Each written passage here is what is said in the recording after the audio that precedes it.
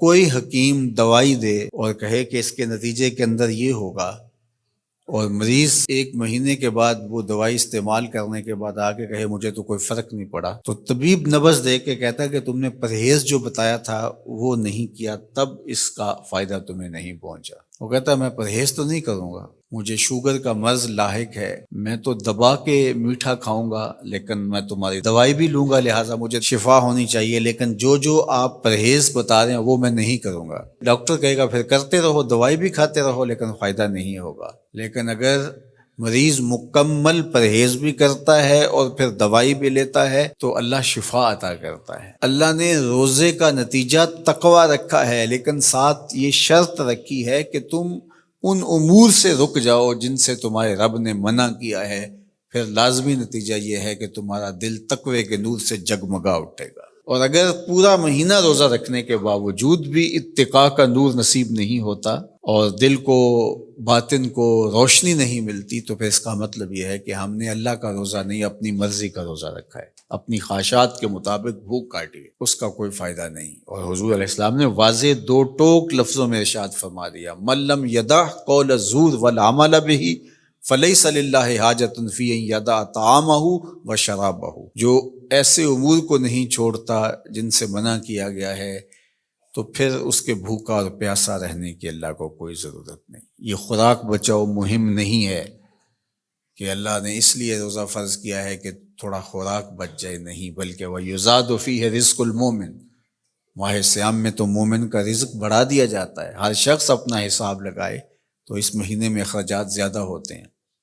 تو یہ خوراک بچاؤ مہم نہیں ہے، بلکہ یہ تقوی کے حصول کا ذریعہ ہے مہینہ۔ اور اس پورے مہینے میں اگر ہم اپنے آپ کو بچائیں گے، اپنی زبان کو بچائیں گے، سب سے زیادہ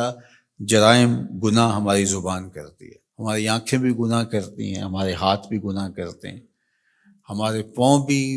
برائی کی جگہ پہ چل کے جائیں تو گناہ گار ہوتے ہیں، ہمارے کان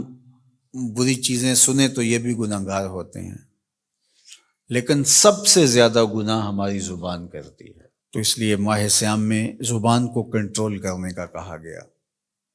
آقا کریم نے فرمایا جب تم سے کوئی الجھنا چاہے اور تم روزے سے ہو تو اسے کہو میں روزہ رکھا ہوا ہے، یعنی تم سے کوئی زیادتی بھی کرنا چاہے تم اس سے الجھو نہ، اور کہو انی امرؤ صائم، میں روزہ رکھا ہوا ہے۔ تو روزے کے اندر تو آپ اپنی زبان کو بچاتے ہیں اس احساس کے ساتھ کہ میں روزے سے ہوں۔ یہ احساس جب جڑا ہوتا ہے کہ میں روزے سے ہوں تو کلی بھی احتیاط سے کی جاتی ہے نا، کوئی قطع حلق سے نیچے نہ ٹپک جائے۔ جب آپ روزے سے ہوں اور یہ احساس آپ کے ساتھ جڑا ہوا ہوتا ہے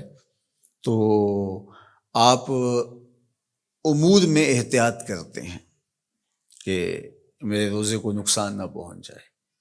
تو کیا صرف کھانے اور پینے سے ہی روزے کو نقصان پہنچتا ہے، یا روزے کو نقصان پہنچانے والی اور چیزیں بھی ہیں؟ تو اگر غیبت ہے، جھوٹ ہے، بہتان تراشی ہے، سب و شتم ہے، حتیٰ کہ فضول گوئی ہے، تو یہ چیزیں روزے کے نور کو ختم کر دیتی ہیں، اور پھر وہ بندہ بھوک اور پیاس کاٹ رہا ہوتا ہے۔ تو بھوک اور پیاس سے مقصد جو حاصل ہونا ہے، دیکھو میں نے ابن عاشور کے حوالے سے کہا کہ کچھ چیزیں ہیں کہ ہمارا ذہن طے کر لیتا ہے اور ان سے دور رہنا ہمارے لیے مشکل نہیں ہوتا، جس طرح مردار ہے، خنزیر کا گوشت ہے، اور اس طرح کی بہت ساری چیزیں ہیں، ہزاروں ایسی چیزیں ہیں جس سے ہم بچتے ہیں، اور ان سے بچنے کے لیے ہمیں کوئی محنت نہیں کرنا پڑتی۔ وہ کہتے ہیں ہمارا مائنڈ کلیئر ہو گیا کہ یہ حرام ہے، یہ گناہ ہے، ہمارے رب نے منع کیا ہے، تو بس ان سے ہم بچ جاتے ہیں۔ اگر ہم اس کی فہرست بنائیں تو وہ سینکڑوں میں، ہزاروں میں چلی جائے، جو اللہ کی توفیق سے ایک مسلمان نہیں کرتا،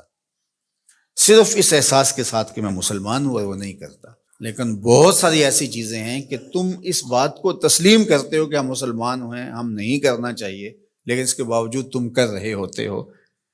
تو ان ساری بیماریوں کا علاج روزہ ہے۔ تو اب روزہ بھی اگر ہم نے دیکھیے اور کوئی دوائی کارگر نہیں ہو رہی یہاں،